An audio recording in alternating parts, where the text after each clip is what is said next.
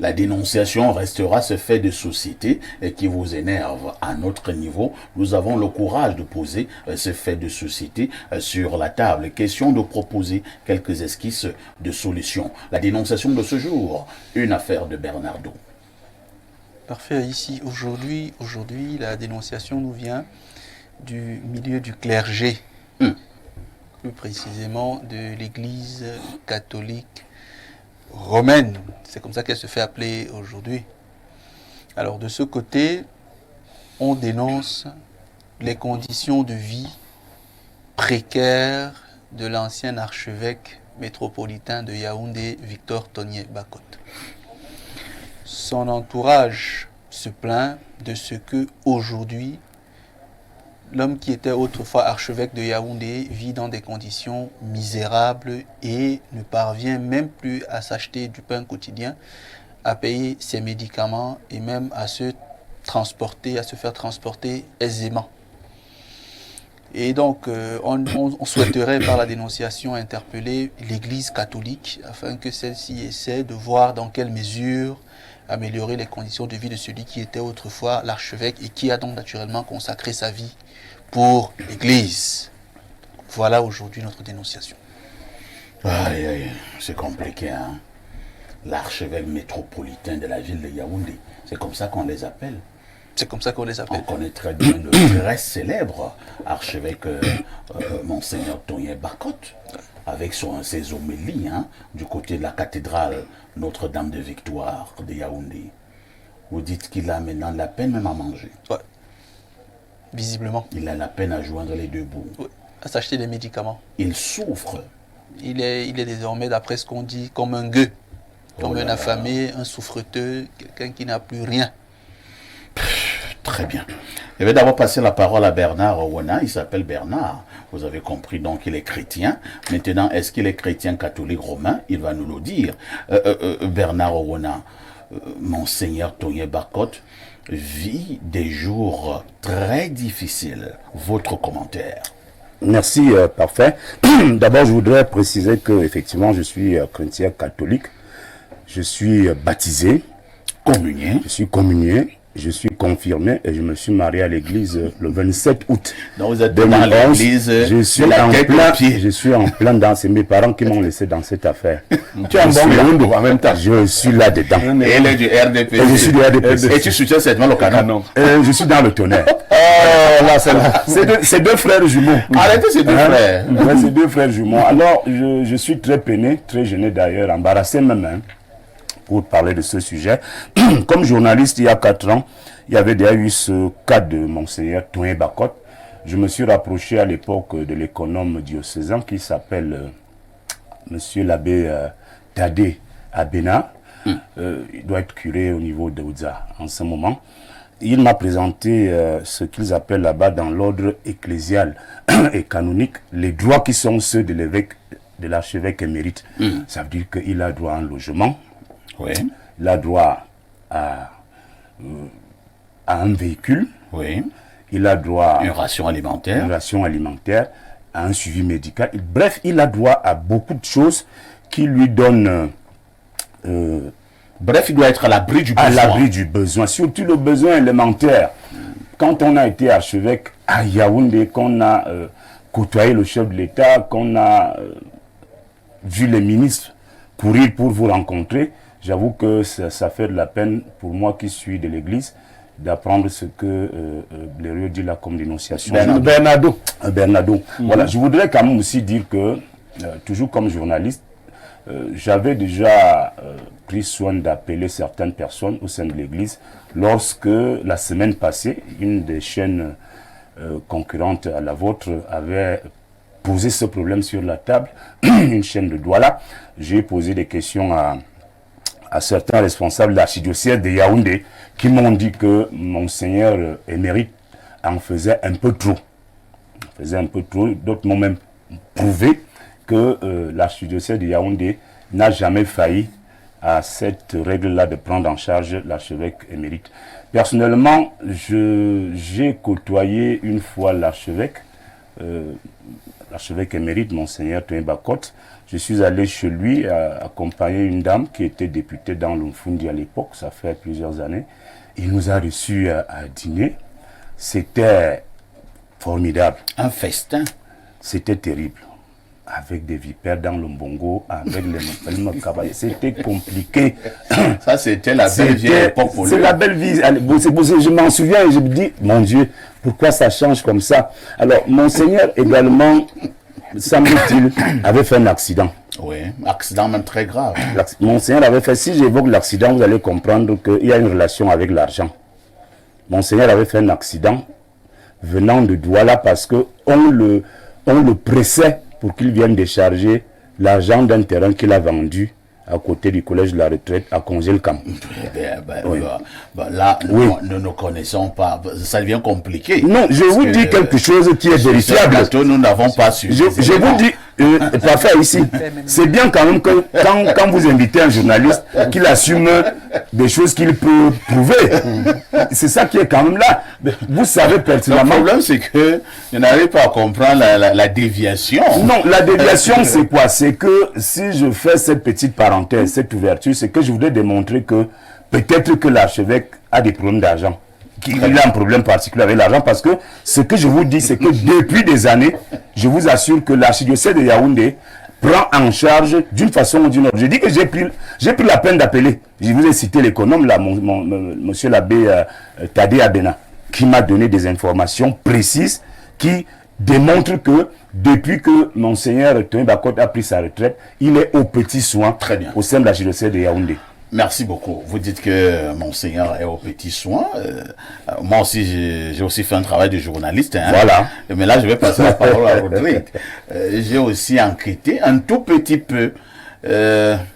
Mon enquête s'est limitée à un niveau. Lorsque j'ai posé la question, où est-ce que Monseigneur Bacotte vit actuellement? Le monsieur m'a répondu, Monseigneur vit dans son village. Je dis, comment ça? Dans son village, comment? Je te dis, il vit dans son village. Là-bas, j'ai oublié un peu le nom de son village. C'est question, c'est Matombe. Matombe. Non, il ne m'a pas dit Matombe. Il m'a dit que donner peut-être que Matombe est l'arrondissement, mais il m'a vraiment donné nos villages même. Donc les gens vont nous aider à tout ça. Il m'a dit, c'est là-bas qu'il vit. Or, monsieur Owona, vous venez nous faire comprendre que l'église permet et prévoit que un évêque émérite tout à fait avoir un logement. Tout à fait. Bon, est-ce que l'église est donc allée construire le logement de Bacotte dans son village? Non, je ne sais pas. Il doit habiter à l'archidiocèse. L'archidiocèse de Yaoundé a des résidences. Voilà. Des résidences. Mais pour l'heure donc, Monseigneur vit dans son village. Peut-être c'est son choix. Je vous passe la parole, Rodrigue Adalbert Evina. Comment expliquer, comme l'a dit tout à l'heure Bernard Owona, un monsieur qui a côtoyé même le chef de l'État, parce que n'importe qui n'est pas archevêque métropolitain de la ville de Yaoundé, et avoir cette fin, est-ce que c'est sérieux? Parfait, ici, c'est pas sérieux. Mais je dois avouer que je ne l'ai pas côtoyé, je n'ai pas enquêté comme vous, je n'ai pas enquêté comme le grand frère Bernard Owona, mais je suis tout simplement au regret de constater que nous venons vivre sur terre comme si nous étions les premiers. Comme si on pouvait inventer quelque chose. C'est-à-dire que nous voyons des gens tomber devant nous. Mais nous ne prenons aucune disposition pour éviter leurs erreurs, pour éviter les conséquences de leur mode de vie, ce qui leur est arrivé. Le cas de Monseigneur Tony Bacotte n'est pas le premier. Il y aura d'autres Monseigneur Tony Bacotte. Ils seront nombreux, des milliers. Il y en a même eu avant. Oui, ça dit que quelqu'un a la grâce de Dieu et peut-être même des ancêtres, de ses ancêtres, d'avoir un certain niveau de vie, une qualité de vie qui n'est pas donnée à monsieur tout le monde, mais vers la fin, termine tout simplement comme ça. Et ce sont ce qu'on appelle généralement anciens riches. Je voudrais dire... Mais mon premier joint est celui. Non, je voudrais revenir, pour revenir à votre question. Donc, il termine comme Oui. ça. Est-ce que c'est la faute à Tonye Bakot ou alors c'est l'église qui a abandonné Tonye Bakot? Non, vous savez, parfait, ici, en journaliste, on dit que même un confrère est une source. Tout à fait. Moi, j'écoutais Bernard Ouna tout à l'heure. Je ne l'ai pas entendu dire que l'église l'a négligé. Bon, on parlait des résidences, on parlait des avantages. On parle de qui résidence. reviennent naturellement. Rodrigue, on parle de résidence. Je viens de dire que moi aussi j'ai enquêté. Tonye Bakot vit dans son village. Oui. On parle de véhicules. L'église doit lui donner un véhicule. Pour l'instant, Tonye Bakot prend ce qu'on appelle les OPEP. Vous comprenez ça? Je le dis à la télé. Hein? Oui. Alors, tout ce que. Bon, on a donné un véhicule à Bakot et il a vendu. Vos questions sont pertinentes. Ça nous permet, ça nous permet d'examiner, ça nous permet d'examiner logiquement les rapports entre Monseigneur Tony Bakot et l'Église. Que se passe-t-il entre lui et l'Église? Est-ce que les rapports entre les deux sont tendus? Est-ce qu'il aurait au sein du clergé des gens qui ne l'aiment pas? Des gens qui lui en veulent pour ci ou ça. Vous allez Je ne sais pas trop. Mais maintenant, au-delà de ces interrogations, il n'y a que sa propre vie à lui-même. Parce que ce n'est pas la première fois que j'entends dire de lui qu'il n'aurait pas de très bonnes relations avec l'argent. Sa qualité de vie. Et l'argent, là est où? À l'époque, j'écoutais Charles Atébé sur un plateau. Il a perdu tout son argent. Voilà, qui dans était un investigateur aussi et qui était tombé sur, je vais dire, des investissements, certaines activités, voilà, de Monseigneur Tony Bakot et qui affirmait un certain nombre de choses. Moi, je me demande donc, où est cet argent? Qu'a-t-il fait de cet argent? Hier, je vous écoutais encore sur la vie privée d'un homme public. Tout à fait. J'ai dit hier encore parce que je consomme espace miné à temps et à contre-temps, que ce soit la diffusion ou la rediffusion. Alors, il est temps que beaucoup d'entre nous puissent le comprendre. Parfait ici. Vous pouvez être président de la République, vous pouvez même être ministre. Vous êtes appelé à servir. Mais il faut toujours penser à soi-même. On m'a cité un certain nombre d'avantages qui reviennent justement à je voudrais dire, à un prélat de sa dimension. Mais toujours est-il que, bien que ces avantages soient mentionnés sur un papier, il faut toujours et constamment penser à soi-même. Si parfait ici, demain ou après-demain se retrouve sans maison, ce sera la faute à qui? Mais vous aurez eu le temps de construire votre vie. Mais si au soir de votre carrière, vous vous retrouvez dans cette situation-là, ça veut dire en dehors de l'église, des ennemis que vous avez. La destinée d'un prélat à l'église catholique, voilà. c'est pas de construire des maisons. Hein. Qu'est-ce que vous avez vous-même fait? Quand vous donnez votre vie à Dieu, vous ne pensez pas à construire des maisons, à avoir des cacaoyères, des nectar. Vous savez que lorsque le Monseigneur Wonking est mort, la seule chose qu'on a donnée à son frère, c'était ses lunettes. Ses lunettes. Ça, c'est ce qui se raconte. Beaucoup de prêtres investissent. Ok, on va de la parole à Pierre Bleriot-Niemek. Pierre Bleriot, au-delà de tout, nous parlons, nous sommes en train de sourire, d'autres peuvent rire, mais est-ce que ça fait une bonne image de l'Église catholique romaine au Cameroun? Parfait, ici, j'aimerais bien que les gens qui nous écoutent ouvrent bien leurs oreilles et que si Monseigneur nous écoute lui-même, il nous écoute bien. Je vais faire quelques révélations. L'une d'elles, c'est que Tonye Bakot est journaliste. Ah oui. Ouais, je ne savais pas. Ah oui. Donc, il connaît l'affaire des médias. C'est un intellectuel hors pair. Il est professeur de langues anciennes. Il a écrit des ouvrages. Et récemment, il a écrit un ouvrage sur les proverbes en bassa. Des proverbes bassa. C'est donc un grand intellectuel. Avant, il y a Prelat et Prelat, c'est un grand intellectuel. Tonye Bakot, étant donc journaliste, connaît les méthodes de la presse et connaît la manipulation.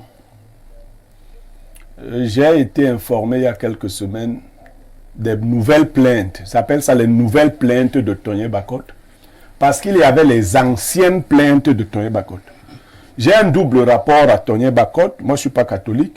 mais ça a été l'archevêque de Yaoundé. Donc, on a pu voir un Bassa archevêque à Yaoundé. C'est ce que moi j'appelle réussir. Ce n'est pas les trucs de ballon. Moi, être archevêque à Yaoundé métropolitain, pour un Bassa, c'est une réussite. Et c'est une fierté pour tous les Bassas, même les non-catholiques. Ce qui fait que, personnellement, je me suis intéressé à l'homme. Nous nous sommes rencontrés la dernière fois au mariage d'un jeune cousin dans un domicile privé à Boumiébel. C'est lui qui célébrait la messe ce jour. Mais avant ça, un des milliardaires Bassa, aujourd'hui décédé, président du Mbok, on l'appelait Jérôme Milinde, avait interpellé les Bassa pour dire que si l'Église catholique ne veut pas s'occuper de Tonien, suivant les plaintes de Tonien, que les Bassa s'en occupent. J'aime vous dire que toute l'élite Bassa que j'ai appelée, chacun ou chacune de ces élites individuellement m'a dit, mec, si tu peux, toi aussi commence. Que Bakot, c'est comme si on avait percé ses doigts. Quand l'argent entre, ça sort. Tu demandais maintenant à Evina que l'argent elle est où? Toi et moi avons un papa ministre Bassa qui est décédé. Il a été ministre pendant 30 ans. Quand il mourait, il pouvait manger n'importe quoi. Il n'avait même plus 1,25 francs. Il était devenu très pauvre. Et il n'est pas le seul. Il y a des gens qui ont une malédiction avec l'argent. L'archevêque Tonien Bakot, quand j'étais élève à Edea, était archevêque d'Edea. C'est lui qui faisait dans le bois, c'est lui qui faisait dans le pétrole. Là, vous attaquez à la vie privée. Non, ce n'est pas la vie privée. C'est lui qui a envoyé sa vie privée ici qui ne mange pas. Tonien Bakot faisait dans le bois, Tonien Bakot faisait dans le pétrole. Tonien Bakot a les terrains en vente, il propose aux élites Bassa. Tonien Bakot est un type qui a un problème particulier avec l'argent. Donc si on a maudit l'archevêque avec l'argent, je vais te poser une question. Oui, pose-moi la question. La question est simple. Nous parlons d'un évêque émérite. Et nous disons, Bernard Oona nous a bien listé ce qui revient à un évêque émérite. On est d'accord? Oui. Est-ce que Tonien Bakot a tout cela? Oui. Et il a Tonien Bakot vit où? Non. Tonien Bakot vit chez un particulier. Et vous voulez que je vous donne son rapport à ce particulier? C'est ce particulier. Pourquoi il vit chez un particulier? Je vous réponds donc. C'est ce particulier qui s'occupait des business de Tonien Bakot quand Tonien Bakot était archevêque. Non, c'est un monsieur qui fait dans tout ce qui a trait à l'argent, qui dérange les gens avec les problèmes d'argent.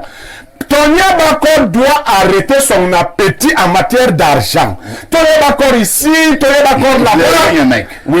Vous ne voulez pas rester sur ce qui nous intéresse. Oui, qu'est-ce qui vous intéresse? Nous ne sommes pas ici pour aller fouiller dans ce que Tonien Bakot a fait. Comment nous ne sommes pas ici pour aller fouiller quand quelqu'un vient se plaindre qu'il ne mange pas? Nous parlons... On veut donc savoir pourquoi il ne mange pas. Tonien Bakot vient de célébrer son 77e anniversaire. Il appelle toute l'élite. Il vit plus que tout le monde. Il veut vivre dans les orgies. Tonien Bakot, quand on vous a parlé de son accident là, vous avez pas voulu que Bernard aille loin. Dès que Tonien entend qu'il y a l'argent quelque part, il court, Tonien, grand-père, il faut arrêter d'aimer l'argent comme ça. Discipline-toi, tu n'as pas de discipline financière. Il faut que tu vives avec tes moyens objectifs. L'église catholique, je l'ai vérifié, pendant quelques temps encore, t'a donné 750 000 par mois.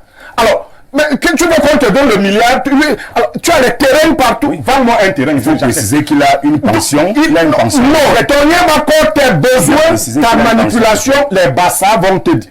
Toute l'élite, parce que ça c'est insulter les Bassa aussi. Tous les milliardaires Bassa ont aidé Tonien Bakot. Qu'ils disent que tel ne m'a pas aidé. Donc Tonien Bakot est un problème avec l'argent. C'est un bon évêque, c'est un intellectuel. Il a des problèmes graves avec son rapport à l'argent. Fiable, oui, mais calmez-vous. Oui, je me calme. Mais Tonien Bakot ne demande plus l'argent aux gens. Moi, je ne parle pas de la vie privée des individus. Non, parce que là, vous êtes en train de dire tu parles de... Non, nous Bakot a dit qu'il ne mange pas, c'est sa vie privée. C'est la vie privée. Vous êtes en train de dire qu'il avait vendu un peu. Il a des terrains partout. Il avait vendu l'autre à Kribi. Est-ce que ça nous concerne? Oui, pour manger. C'est la vie privée des individus. Pour manger, c'est sa vie publique. Manger, c'est la vie publique. Passer la parole à Bernardo. Bernardo, moi je reste sur mes deux questions. Et peut-être au sortir d'ici, il faut qu'on nous donne non plus d'éléments.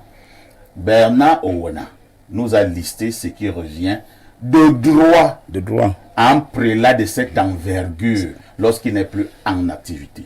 Et j'ai seulement pris 2 de ces droits. Visiblement, qui ne revient pas à Toye Bakot. Je vous ai... Quel est cet évêque qui va vivre dans son village? Toye Bakot vit dans son village.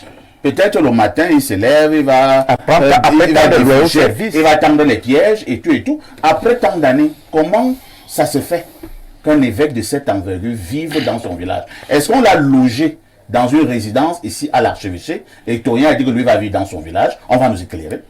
Entre-temps, j'ai dit ici, je parlais à la télé, que Toyen Bakot prend les autres peuples. C'est-à-dire pour venir à Yaoundé, on lui dit pousse, pousse, pousse, il pousse. On ferme la portière, bim, il sursaute.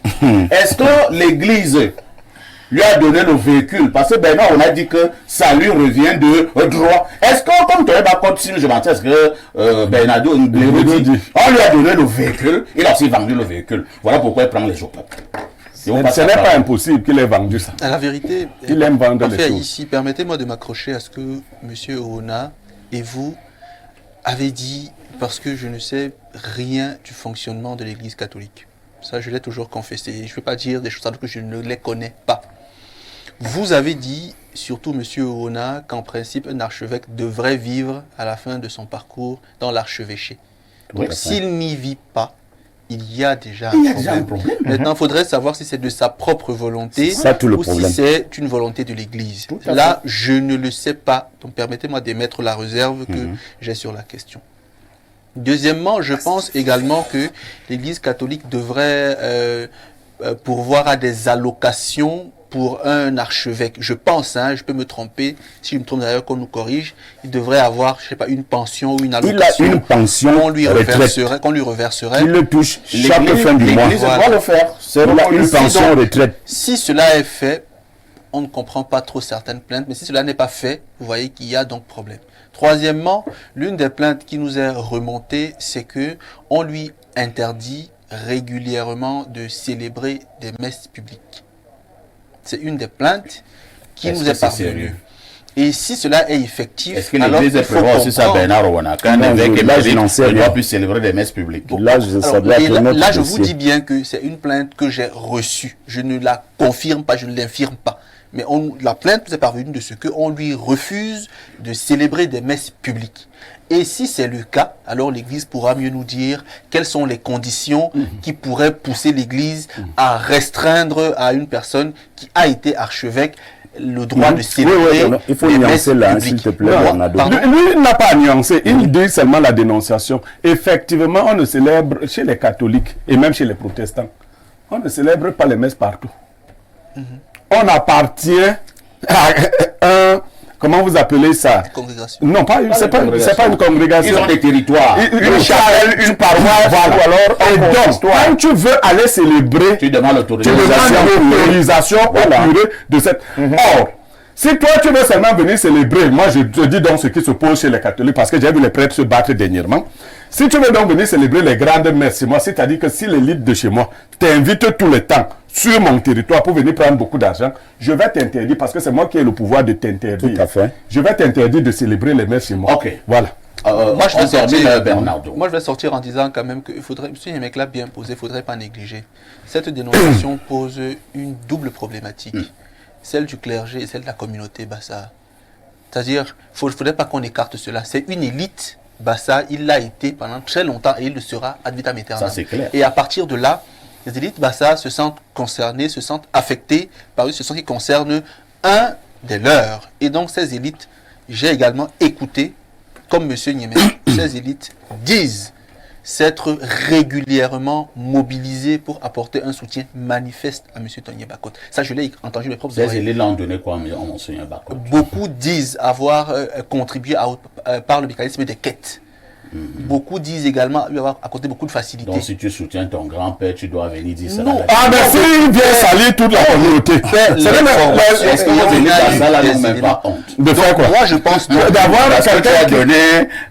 Non, pas déjà. D'ailleurs, certains de ces élites sont même Donc, quoi qu'il en soit, moi, je pense que l'Église devrait peut-être aussi, comme la communauté Bassa, travailler à trouver une solution à cela. Très bien. Mais si c'est lui qui dérange, c'est également Les messages, humain, on vous dit maintenant ça que peut c'est lui qui arriver. dérange. Oui, Bernard. Si c'est lui qui Vous dérange, priez de me il faudrait donner donc que ça une s'arrête. minute Une simplement. minute hein. vraiment, avant Parce que que nous ne lisions les la messages. dénonciation de ce matin Elle est très elle importante. pose le problème de la cohabitation entre les hommes de Dieu. Oui. Donc, je vais vous raconter rapidement une petite anecdote. Ça s'est passé sous Jean Zoua, il y a un peu plus de 15 ans, je pense. Deux prêtres de l'archidiocèse de Yaoundé avaient une résidence commune à Mendon. Donc, l'un était sur place, l'autre s'est déplacé.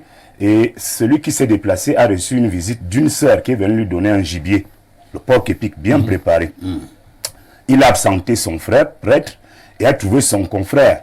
Et a dit à son confrère, tu vas prendre ce paquet et le remettre à mon frère, monsieur l'abbé tel tel. À son retour. À son retour donc, monsieur l'abbé est arrivé. Et puis son confrère lui a dit, monsieur La l'abbé, sœur telle. ta sœur telle est passée. Si tu as laissé ce gibier bien fait, il a pris, il allait verser dans la poubelle. Ok. Oui, puisqu'il ne peut pas que son confrère touche. Pour vous dire à quel niveau les gens de l'église sont compliqués en matière de cohabitation. C'est-à-dire que cette affaire pose le problème de la cohabitation entre les prêtres, entre les évêques, donc ce n'est pas évident. Et c'est pour ça que je dis que Monseigneur peut avoir eu ces problèmes et ne voudrait pas habiter l'archidiocèse de Yaoundé, partir en brousse comme c'est le cas, mais il a C'est ses la droits. même peur de sa vie. Et oui, il a ses droits. Mais il faut préciser qu'il a ses droits. Avant de lire les messages de ce matin, il y a également une histoire qui concerne malheureusement encore l'église. Hein. Il y a Monseigneur Paul Etoga, évêque émérite également de Mbalamayo. Tout à fait. Vous savez qu'il est également mort dans des 1997. conditions misérables. Oui. Vous le savez bien. 1997. Est-ce que c'était toujours Tonien Bakot? Là, je parle de Monseigneur Paul Etoga. Et lorsqu'il est mort, il avait dit qu'il ne veut pas qu'un évêque soit à ses obsèques. Vous le savez, non? Sur la télé, il Tout à avait fait. dit. Et cet évêque-là est venu à C'est ses entêté obsèques. parce qu'il voulait faire la Et messe de on Bambéa. connaît la suite. Voilà. Là, Donc tu c'était veux pas Tonien dire Bakot. quoi clairement? Donc moi j'ai peur que quand un Bakot va mourir, il y ait des répercussions. Qu'il ait des compliquées. consignes. Alors, lisons d'abord les messages parvenus. Bonjour Monsieur Parfait ici. Si un ancien archevêque se plaint, ça ne peut être que du cinéma. Beaucoup de prélats vivent dans une opulence romaine à l'italienne. Le problème de ce monsieur, c'est qu'il a vendu une chapelle Eligesono à une église de réveil avec précision à Dionodor Camden. Eh bien, vous allez comprendre que l'église catholique romaine est un empire qui ne peut accepter être humilié. C'est à dessein que l'église catholique le punit. C'est Marius de Koundon qui envoie le message. Lis les messages. Ah, ici. Voilà. Toi qui es bon lecteur, souvent, un produit de Jean Tabi. Lis les messages. Et il y a la lionne du continent galactiquement planétaire qui envoie également un message. Bonjour El Perfecto, le sac de modérateur. Au beau des beaux, Pierre Blériot-Niemek et Bernardo Basson.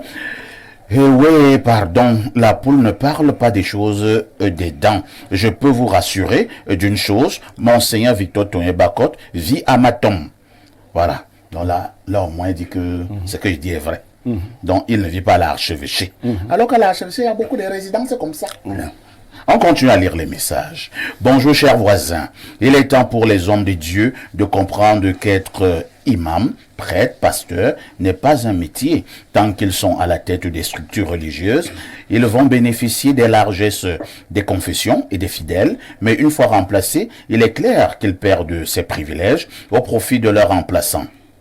Maintenant, pourquoi Monseigneur Bakot se plaint? Pourtant, l'Église ne cesse de dire que heureux les pauvres, car le royaume des cieux leur appartient. C'est Saïd DiCaprio. Tu vas lire quelque chose. Ça y est, tu l'as passé. Autre message, on va à 241, c'est le Gabon. Bonjour Perfecto et à tout ton panel. La dénonciation de ce jour est pour moi un problème de gestion personnelle de l'archevêque émérite. Il n'a pas peut-être la gestion sur les revenus qui lui sont dus. En réalité, il y a une réglementation bien élaborée dans l'Église catholique qui donne un certain nombre de privilèges tant aux curés n'étant plus en fonction qu'aux évêques. Au fond, je pense que c'est pas une situation qui vient de l'administration catholique, mais de la gestion personnelle même de Monseigneur Tonien Bacotte. Ou alors, ce problème est lié au rapport avec l'administration actuelle de l'Église catholique au Cameroun. Mais je pense que si les faits sont avérés, il doit écrire au Vatican. Par rapport au refus des messes publiques, oui, c'est prescrit par le droit de l'Église, car quand on atteint un certain âge, on ne célèbre plus des messes. C'est la réglementation en vigueur de l'Église. Et je suis d'avis avec Blériot. Monseigneur veut aussi faire dans la manipulation des esprits. Il a reçu des avantages, mais il a mal géré. C'est Steve, depuis Libreville, qui envoie le message. Parfait. Oui, Bernard. Il a saisi effectivement Monseigneur Tonien Bacotte a saisi régulièrement le Vatican et le Vatican lui a envoyé une copie. À Monseigneur Jean Barga à travers le nonce apostolique. Donc c'est un dossier qui est... Ouais, donc c'est sérieux. Oui, c'est sérieux. Donc Monseigneur a saisi le Vatican. Il a saisi le Vatican. Est-ce que Monseigneur saisit alors le Vatican en mentant? Non, le problème c'est que nous on ne sait pas pourquoi. Et là, dit au Vatican que les gens là ne me donnent pas ma ration alimentaire alors qu'ils donnent. Ah, parce que le Vatican là, va contrôler. Sa pension passe. Il ne me donne pas une voiture. Il ne me Non, donne la pas voiture est l'habitat. là. Et qui conduit la On voiture nous là? a même présenté des papiers où on a rangé sa voiture ces 3 dernières semaines.